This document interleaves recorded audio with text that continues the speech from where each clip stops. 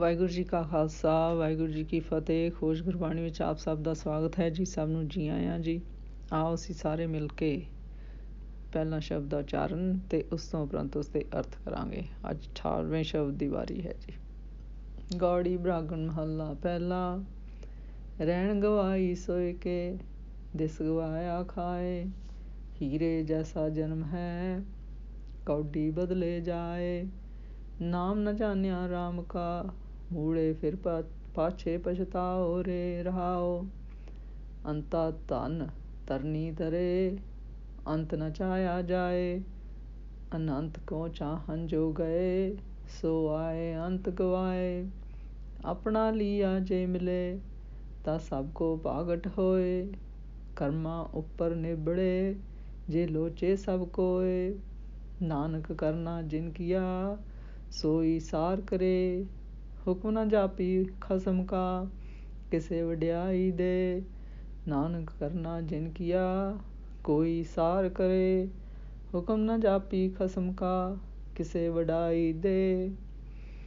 ਇਸ ਸ਼ਬਦ ਵਿੱਚ ਗੁਰੂ ਜੀ ਸਾਨੂੰ ਦੱਸਦੇ ਹਨ ਕਿ ਇਹ ਮਨੁੱਖਾ ਜੀਵਨ ਬਹੁਤ ਬਹਿਮੁੱਲਾ ਹੈ ਅਤੇ ਸਾਨੂੰ ਉਹ ਇਸ ਤਰ੍ਹਾਂ ਨਹੀਂ ਗਵਾ ਦੇਣਾ ਚਾਹੀਦਾ ਜੀ। ਇਸ ਸ਼ਬਦ ਵਿੱਚ ਗੁਰੂ ਜੀ ਦੱਸਦੇ ਹਨ, ਹੇ ਮੂਰਖ ਮਨੁੱਖ, ਤੂੰ ਰਾਤ ਸੌਂ ਕੇ ਗਵਾ ਛੱਡੀ ਅਤੇ ਦਿਨ ਖਾ ਕੇ ਗਵਾ ਦਿੱਤਾ ਅਤੇ ਤੇਰਾ ਹੀਰੇ ਵਰਗਾ ਮੋਲਕ ਜਨਮ ਹੈ, ਪਰ ਬਿਨਾਂ ਗੁਰਸ਼ਬਦ ਗੁਰਬਾਣੀ ਭਜਨ ਤੋਂ ਤੂੰ ਕੌਡੀ ਬਦਲੇ ਭਾਵ ਮਿੱਟੀ ਦੇ ਭਾੜੇ ਜਾ ਰਿਹਾ ਹੈ ਜੀ, ਸੁੱਟ ਦਿੱਤਾ ਹੈ ਜੀ। ਫਿਰ ਗੁਰੂ ਜੀ ਕਹਿੰਦੇ ਹਨ, ਹੇ ਮੂਰਖ ਮਨੁੱਖ, ਤੂੰ ਰਾਮ ਦਾ ਨਾਮ ਗੁਰਸ਼ਬਦ ਗੁਰਬਾਣੀ ਨਾਮ ਨਾ ਸਮਝਿਆ ਹੈ ਅਤੇ ਨਾ ਹੀ ਵਿਚਾਰਿਆ ਹੈ। ਫਿਰ ਤੂੰ ਪਿੱਛੋਂ ਪਛਤਾਵੇਂਗਾ ਜੀ। ਫਿਰ ਗੁਰੂ ਜੀ ਕਹਿੰਦੇ ਹਨ, ਮਨੁੱਖ ਭਾਵਾਂ ਬੇਸ਼ੁਮਾਰ ਧਨ ਦੌਲਤ ਧਰਤੀ ਵਿੱਚ ਦੱਬੀ ਰੱਖੇ, ਪਰੰਤੂ ਬੇਅੰਤ ਧਨ ਦੀ ਚਾਹਨਾ ਇਸ ਦੇ ਦਿਲ ਵਿੱਚੋਂ ਫਿਰ ਵੀ ਨਹੀਂ ਜਾਂਦੀ ਜੀ। ਫਿਰ ਗੁਰੂ ਜੀ ਕਹਿੰਦੇ ਹਨ, ਜੋ ਮਨੁੱਖ ਬੇਸ਼ੁਮਾਰ ਧਨ ਖੋਜਣ ਲਈ ਗਏ ਹਨ, ਉਹ ਅਨੰਤ ਵਾਹਿਗੁਰੂ ਜੀ ਨੂੰ ਮਿਲਣ ਦੀ ਚਾਹਨਾ ਗਵਾ ਬੈਠੇ ਹਨ ਜੀ। ਭਾਵ ਜੋ ਮਨੁੱਖ ਦਿਨ ਰਾਤ ਵਿਕਾਰਾਂ ਵਿੱਚ ਫਸੇ ਹੋਏ ਆਏ, ਉਸ ਧਨ ਕਮਾਉਣ ਦੇ ਵਸੀਲੇ ਸੋਚ ਕੇ ਲੋਕਾਂ ਨੂੰ ਧੋਖੇ ਦੇ ਕੇ ਕੰਮ ਕਰਦੇ ਹਨ ਜੀ, ਉਹ ਉਸ ਪਰਮੇਸ਼ਰ ਨੂੰ ਮਿਲਣ ਦੀ ਇੱਛਾ ਬਿਲਕੁਲ ਖਤਮ ਕਰ ਚੁੱਕੇ ਹਨ ਜੀ। ਫਿਰ ਗੁਰੂ ਜੀ ਕਹਿੰਦੇ ਹਨ, ਜੇ ਆਪਣਾ ਲਿੱਤਾ ਹੋਇਆ ਭਾਵ ਆਪਣੀ ਮਨ ਮਰਜ਼ੀ ਅਨੁਸਾਰ ਕਿਸੇ ਨੂੰ ਸੱਚਾ ਧਨ ਮਿਲਦਾ ਹੋਵੇ ਤਾਂ ਹਰ ਕੋਈ ਭਾਗਸ਼ਾਲੀ ਹੋਵੇ ਜੀ। ਫਿਰ ਗੁਰੂ ਜੀ ਕਹਿੰਦੇ ਹਨ, ਬੇਸ਼ੱਕ ਸਭ ਕੋਈ ਭਾਗਾਂ ਵਾਲਾ ਬਣਨਾ ਪਿਆ ਲੋਚੇ, ਪਰ ਫੈਸਲਾ ਆਪਣੇ ਕੀਤੇ ਕਰਮਾਂ ਉੱਤੇ ਹੀ ਹੁੰਦਾ ਹੈ ਜੀ। ਭਾਵ ਕਿ ਕੋਈ ਭਾਗਸ਼ਾਲੀ ਗੁਰਸ਼ਬਦ ਗੁਰਬਾਣੀ ਦੁਆਰਾ ਦੱਸੇ ਹੋਏ ਰਸਤੇ 'ਤੇ ਚੱਲਦਾ ਹੈ ਜੀ। ਫਿਰ ਉਸ ਦੇ ਰਸਤੇ 'ਤੇ ਚੱਲਦਿਆਂ ਹੋਇਆਂ ਜੇ ਗੁਰੂ ਦੀ ਕਿਰਪਾ ਹੋਵੇ ਤਾਂ ਉਸ ਫੈਸਲੇ ਦੇ ਵੀ ਗੁਰੂ ਦਾ ਹੁਕਮ ਹੀ ਚੱਲਦਾ ਹੈ ਜੀ। ਫਿਰ ਗੁਰੂ ਜੀ ਕਹਿੰਦੇ ਹਨ ਕਿ ਜਿਸ ਸਿਰਜਣਹਾਰ ਨੇ ਸੰਸਾਰ ਪੈਦਾ ਕੀਤਾ ਹੈ, ਉਹੀ ਸਭ ਜੀਆਂ ਦੀ ਸੰਭਾਲ ਕਰਦਾ ਹੈ ਜੀ। ਫਿਰ ਗੁਰੂ ਜੀ ਕਹਿੰਦੇ ਹਨ, ਪਰੰਤੂ ਖਸਮ ਦਾ ਹੁਕਮ ਭਾਵ ਉਸ ਪਰਮੇਸ਼ਰ ਦਾ ਹੁਕਮ ਕਿਸੇ ਨੂੰ ਹੀ ਪਤਾ ਲੱਗਦਾ ਹੈ ਜੀ, ਕਿ ਉਹ ਕਿਸ ਨੂੰ ਵਡਿਆਈ ਦਿੰਦਾ ਹੈ ਜੀ। ਇਸ ਸ਼ਬਦ ਦਾ ਸਾਰ ਇਸ ਤਰ੍ਹਾਂ ਕਰੀਏ, ਜਿਸ ਤਰ੍ਹਾਂ ਇਹਨਾਂ ਪੰਕਤੀਆਂ ਵਿੱਚ ਗੁਰੂ ਜੀ ਕਹਿੰਦੇ ਹਨ, ਅਨੰਤਾ ਤਨ ਧਰਨੀ ਤਰੇ, ਅਨੰਤ ਨਾ ਚਾਹਿਆ ਜਾਏ, ਅਨੰਤ ਕਿਉ ਚਾਹਨ ਜੋ ਕਹੇ, ਸੇ ਆਏ ਅਨੰਤ ਗਵਾਏ। ਅਨੰਤਾ ਅਨੰਤ ਜੋ ਨਿਤ ਨਹੀਂ, ਬਿਨਸਨਹਾਰ ਅਨੰਤ ਧਨ ਜ਼ਮੀਨ ਵਿੱਚ ਗੜਦਾ ਹੈ, ਬੇਅੰਤ ਦੀ ਇੱਛਾ ਨਹੀਂ ਕਰਦਾ। ਜੋ ਅਨੰਤ ਦੀ ਖੋਜ ਵਿੱਚ ਬੈਠੇ ਹਨ ਜੀ, ਜੋ ਅਨਿਤ ਧਨ ਹੈ ਸੋ ਧਰਤੀ ਵਿੱਚ ਦੱਬਦੇ ਹਨ ਜੀ, ਪਾਪ ਕਰਕੇ ਇਕੱਠਾ ਕਰਦੇ ਹਨ। ਅਤੇ ਅਮਿਤ ਜੋ ਪਰਮੇਸ਼ਰ ਦਾ ਨਾਮ ਹੈ ਉਸ ਨੂੰ ਕੋਈ ਨਹੀਂ ਸਾਂਭਦਾ ਜੀ, ਅਤੇ ਅਨੰਤ ਧਨ ਨੂੰ ਸਭ ਚਾਹ ਰਹੇ ਹਨ ਜੀ, ਅਤੇ ਮਨੁੱਖਾ ਜਨਮ ਫਜ਼ੂਲ ਵਿੱਚ ਹੀ ਗਵਾ ਦਿੰਦੇ ਹਨ ਜੀ।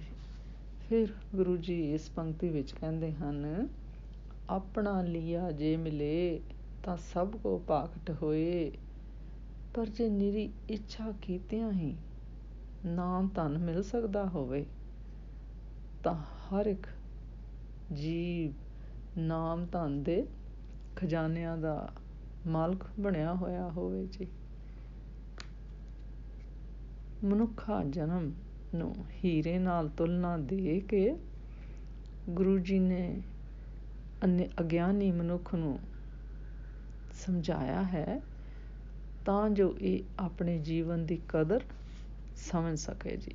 ਪਰ ਫਿਰ ਗੁਰੂ ਜੀ ਕਹਿੰਦੇ ਹਨ, ਮਾਇਆ ਦੀ ਲਾਲਸਾ ਕਰਕੇ ਮਨੁੱਖ ਖਾਣ ਪੀਣ ਅਤੇ ਹੋਰ ਪਦਾਰਥਾਂ ਨੂੰ ਇਕੱਠੇ ਕਰਨ ਦੇ ਉੱਦਮ ਵਿੱਚ ਲੱਗਿਆ ਹੋਇਆ ਹੈ ਜੀ। ਫਿਰ ਗੁਰੂ ਜੀ ਕਹਿੰਦੇ ਹਨ, ਪਰ ਜਿਵੇਂ ਆਪਣੀ ਇੱਛਾ ਅਨੁਸਾਰ ਧਨ ਪ੍ਰਾਪਤ ਨਹੀਂ ਹੁੰਦਾ, ਇਸੇ ਤਰ੍ਹਾਂ ਹੀ ਈਸ਼ਵਰ ਦਾ ਮਿਲਾਪ ਵੀ ਨਿਰੀ ਇੱਛਾ ਧਾਰਨ ਕੀਤਿਆਂ ਨਹੀਂ ਹੁੰਦਾ ਜੀ। ਫਿਰ ਗੁਰੂ ਜੀ ਕਹਿੰਦੇ ਹਨ, ਸਤਿਗੁਰ ਸੱਚੇ ਪਾਤਸ਼ਾਹ ਬਖਸ਼ਿਸ਼ਾਂ ਦੇ ਭੰਡਾਰ ਹਨ ਜੀ।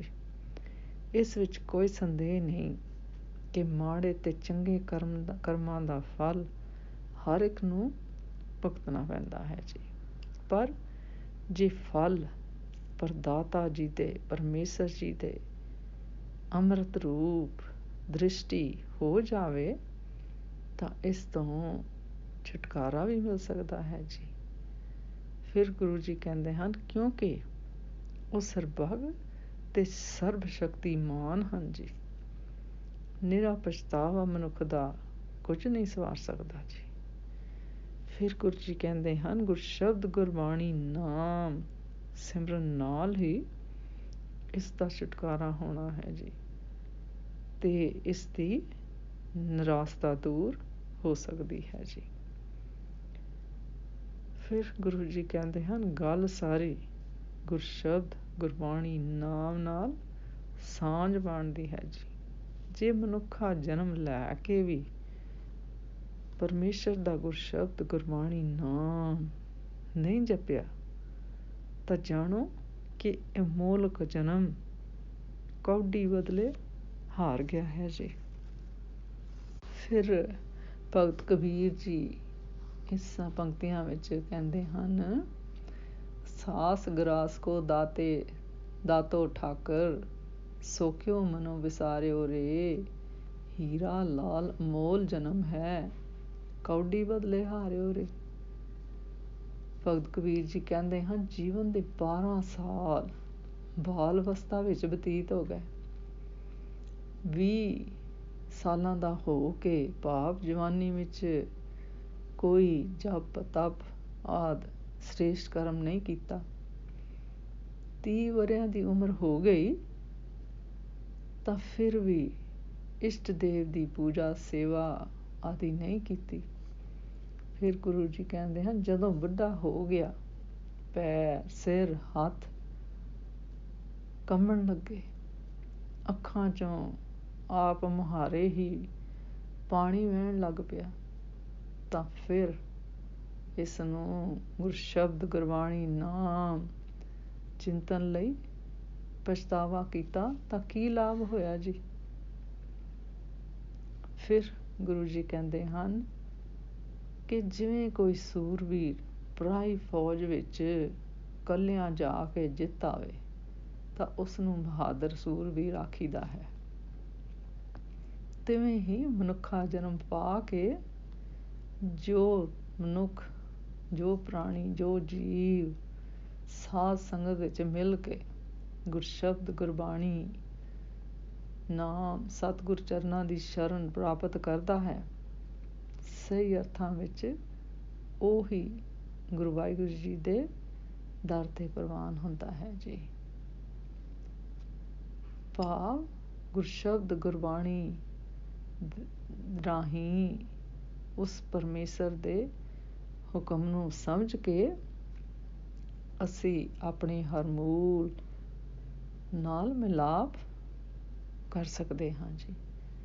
ਅੱਜ ਦਾ ਵਿਚਾਰ ਕਰਦਿਆਂ ਮੇਰੇ ਕੋਲੋਂ ਨੇਕਾਂ ਭੁੱਲਾਂ ਹੋਈਆਂ ਹੋਣਗੀਆਂ, ਉਸ ਵਾਸਤੇ ਮੈਂ ਖਿਮਾ ਦੀ ਜਾਚਕ ਹਾਂ ਜੀ। ਵਾਹਿਗੁਰੂ ਜੀ ਕਾ ਖਾਲਸਾ, ਵਾਹਿਗੁਰੂ ਜੀ ਕੀ ਫਤਿਹ।